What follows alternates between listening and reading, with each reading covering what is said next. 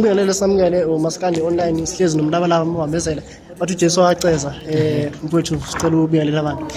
No, ngiyabingelela bafethu, ngibingelela ababukeli emakhaya abazobukela i-channel yakho, ngiphinde futhi ngibingelele nawe mfethu. Sesize satholana kudala sicingana sibhekana kushuthi kahle kahle yinjani nenyamazana kodwa-ke sifayini njengamanje singabantu siyabona bafethu ukuba ndawonye. Ngicela mfethu uchaze ukuthi namhlanje size ngani lapha njengoba silapha nje. Hey mfethu, size ngendaba enkulu lana sisekhaya. Abaningi ngiyazi mhlawumbe banokudideka ngisekhaya lana Universal Music Africa okuyiyona company engisebenzisana nawo njengamanje. Ngithemba njengamanje okuningi nekubonile mhlawumbe lapha nalapha, ngiyazi phela lapha ku Facebook laba ababheka izinto eziningi ngisho bakhonile ukubachazela abantu ukuthi okay sengingaphansi kwe-Universal Music, so njengamanje silana bafethu sizokwenza ishow ekade ikhala ngalo ubonile nawe. Umnandi okujabulise kakhulu, zikhalile umbuzeni waqhamuka no live lapha umnandi kabi. Nami ngafika ngenza i-backtrack lapha nayingcomela ke nani ngendlela encoma ngayo, kodwa ke it's fine. Sabonga bafethu, kodwa nje ilokho sihlangene ngakho njengamanje laba bafethu, sibonga nani ukuthi nikhona nizokhona ukuthi nichazele abantu ukuthi njengamanje ubahlangene la sihlangene ngakho, kodwa nje sihlangene nje nge-launch yase-Universal Music.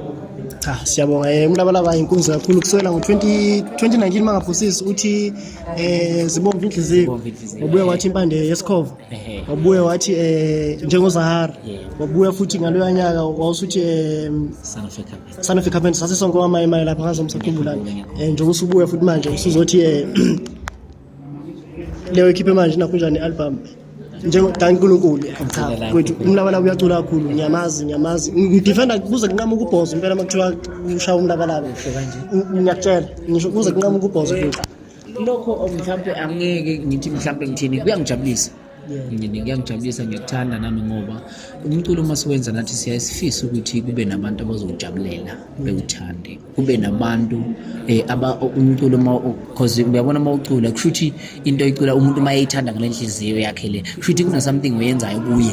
So ngiyabonga nami ukuthi kuna something eyenzakalayo kuwena, noma kuna something mhlawumbe umculo wami ewenzayo noma umehluko ewenzayo kuwe, ngoba phela ziningi ingoma esicula bafethu 14 tracks mhlawumbe uyayitomulele ugcina usubona yazi lo muntu lo ngendlela noma into ayikhulumayo iyayingelapha noma kuningi mina asengikwazile ukuthi angikhulule ngoko, uyabona. So lokho siyakujabulela kakhulu nje, ngibonga kakhulu uma kuba mhlawumbe nawe ngomunye wabantu abathanda umculo wami ngale ndlela abawuthanda ngayo, and futhi ngomunye wabantu abakholelayo kumina. Lokho sikufise iyona nto esivele esiye sithi masicula sikufise ngakho ngosemanje sifisa ukuthi abantu masicula bewujabulela umsebenzi bawuthande futhi ngokuqiniso.